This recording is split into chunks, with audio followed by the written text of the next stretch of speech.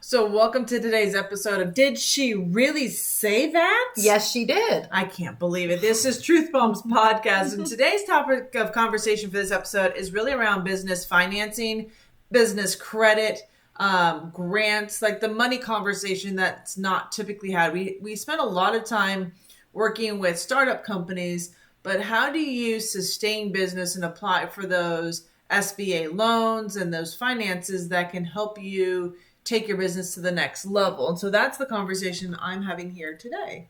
Cool. Yeah. So for those that don't know me, my name is Chef Katrina. I'm one of the co-hosts here of the Truth Bomb Academy's podcast. And I'm joined by my cohort in crime, Heidi Mima.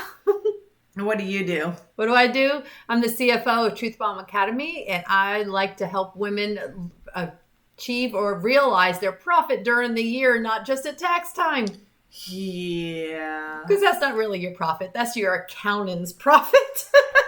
Yeah, accounting profit and what you have in your bank account are two different conversations most of the time. They are. So so let's talk about that, because this is one of the reasons we're having this conversation today, is that oftentimes, I mean, I've experienced this. My accountant at the end of the year says, "Oh, you guys made money." And I look at my bank account and I'm like, where is that money? Yeah, right? Where is that money? What happened to it? Where did it go? So in the one conversation over the last 15 years that I really never had with any of my business entrepreneurs or the business mentors that I worked with was really around the financial conversation.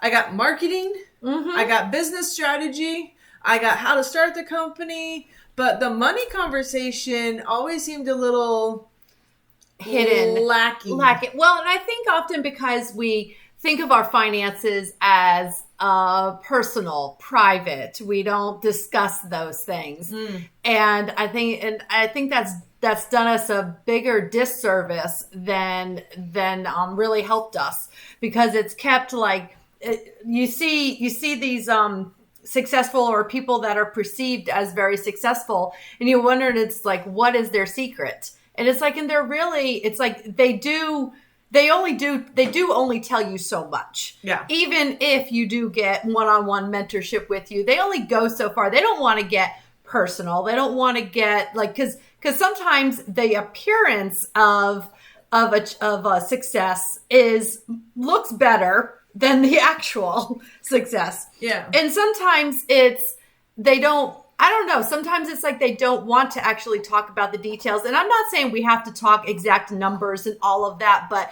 the process of realizing profit, the process of a cash management system, and how do you realize profit instead of just like every dime that comes into the business, I feel like you have to reinvest into the business. Yeah. Well, that's the common conversation, right? They always say if your first 2 years in business, you're going to struggle, you're going to reinvest. And we pour so much of our own personal financing, especially I feel like for women, we put a lot of our own personal financing into this company. We put it on our personal credit cards. We put it on, we take it from our 401ks. We take it from our retirement funds. Like, we find ways to fund many of our projects and our businesses. And then when we get to the point where we're running out of money, we're looking for those loans and that help. The problem is that because we set up the business under your personal credit, your business has actually no credit history. True. So over those 2 years that you've been building this and funding it out of your own pocket, the company itself that you're building has no recognized business equity or credit or anything established behind it. So when you start applying for those business loans, because you've hit that 2-year requirement for most business loans to say, hey, I've been in your business for 2 years, I'm ready to start getting loans. I put a lot of equity. You've got nothing to show for those first 2 years to help you really qualify. Right.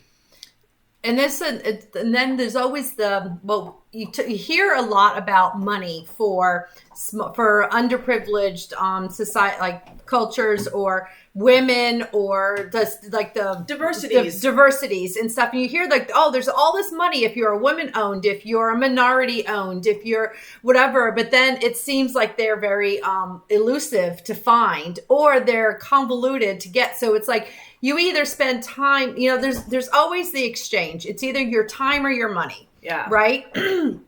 And it's like, and so I've been, as I keep going down these rabbit holes with the financing and with where the money is, it's like, and I start hearing about different grants and different programs. And so have you've heard about different opportunities. And so it's like, you can either pay somebody to do the grant writing and the grant research for you, or you can do the research yourself, which sometimes feels like another business.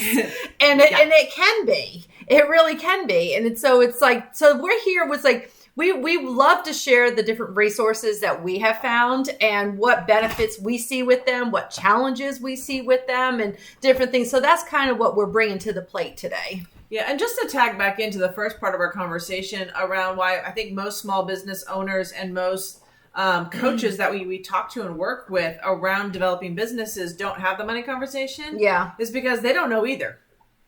There's actually been a stat out there, and I don't have it at the tip of my fingertips, but it was something like 80% of small business owners are struggling financially, like may only have 2 to 3 months worth of savings even saved up to keep the business going. And if that gets depleted at any time, right, they're out of business. Like they walk that financial balance so tediously.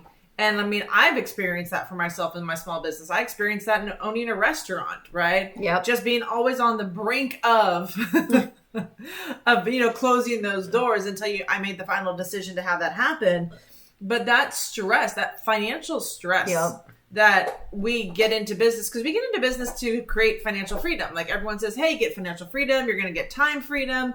And so as women in business, when we create these businesses, the financial stress of running this business is one of the things that's really heartbreaking for me, because I hear women that have built successful 6 and 7 figure businesses to a few years later, something goes wonky, something goes out the door. They didn't have that cash management structure in place.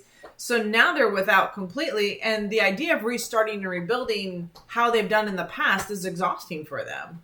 It is, but it's like, as I look at businesses and I was like, so many times we think of, it's like you start a business and it's like, and whether or not you have huge success or something, but something goes wrong and then it collapses or it fails. And it's like, but then I see it was like the businesses that come out of those, like I look at, so the person, Mike Michalowicz is who we have been learning this cash management system from. And, it's like this idea, this whole program came out of a business failure. Yeah. And it's like so many business failures, like, oh, you failed, you didn't do well, you didn't do this. But sometimes it's like the lessons that you've learned because of those failures then spur on to have that better idea, that idea that actually is going to be successful. And it's like, and when he came up, I mean, the books, I mean, the guy is massive influence on businesses now. And it's like, but all of it came from something that went wrong. Yeah. And it's just like, and so when you have managed your cash so poorly and you're in debt and basically losing everything, it's like that really spurred him to figure, like, what actually works for cash management? How do you not only have the success, but sustain the success? Yeah. And that's what women are looking for. This is sustainability of the business, right? Yeah. How do I keep this business going? How do I generationally provide for my family in what I'm creating? And I think that's an important key. So let's talk about some of those resources in here for our members. So I created a blog post that's on our Truth Bomb Marketing website. So if you go to truthbombmarketing.com, I put up a blog post around how to establish business credit and get trade lines. So for those of you that are in business and being like, if you don't even know what your business credit is, if you don't even know that your EIN number is your like social security business, like that is your business credit number, right? Your EIN number is your business credit number. And so what you may not know is that behind the scenes, they've been tracking what you've been doing for your business. So if you haven't been using a business card that's attached to your business EIN number and using that to build that financial stability of your company, you might have a zero credit back there, right? And that awareness of understanding what your business credit is at, like understanding how business credit works, how it evolves, because that's a whole different education than what you get in the school systems, right? They talk a lot about personal financing and personal credit, but business credit really runs from 0 to 100. Right. So it runs on a completely different scale than personal credit. Yep. And so understanding that difference, understanding how it impacts your business, how to then apply for loans, credit cards that get reported to your business credit line. Yeah. So I went searching down this rabbit hole like you because I was looking for a company or system. We've evolved so much in technology. We've evolved so much over the last 20 years in the world of digital marketing. And it's really like given rise to great tools that didn't exist previously. And so in this blog post that I wrote around how to establish business credit, I found a company that I really love what they're doing for small businesses. Their primary focus is on businesses that are small. So no matter what profit you're making, whether it's $10 or $250,000 a month, right? You have an opportunity to plug in and make sure that your business credit is established. So one of the company is called NAV Prime. There's more details on our website, and I'll drop some in the description here on our podcast also for you to kind of look up for yourself. But this was really great because it talks about why credit is important, how business trade lines establish your credibility as a business, why it's better to get started on your business credit earlier as a company instead of waiting for so long. Right. Usually that first year of starting up a company, developing your LLC or your S Corp, you've got a lot of wheels moving in the background. So why not be establishing your business credit as you're putting things into play?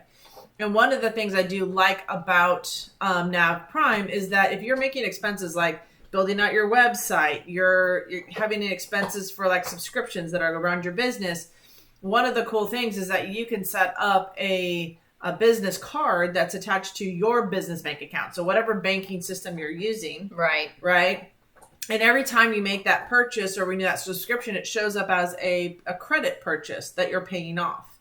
So that establishes that business credit worthiness. So it's not necessarily, you could be using your personal, but now you're showing like that their business is able to sustain itself or is making payments and showing reliability. And that's super important in the beginning.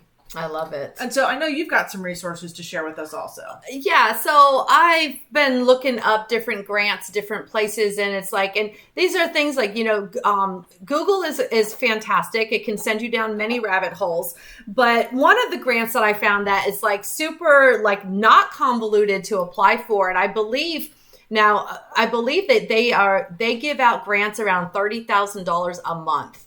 And you don't have to be a huge business. You don't have to be, they are for women-owned businesses. And it's like, they've given out things for scientific research. They've given out grants to bakers. So it's anything that you have. But it's a short application. It's not super convoluted. And that one's called the Amber Grant. So I encourage you to just go ahead and Google that, look that up. It's called the Amber Grant.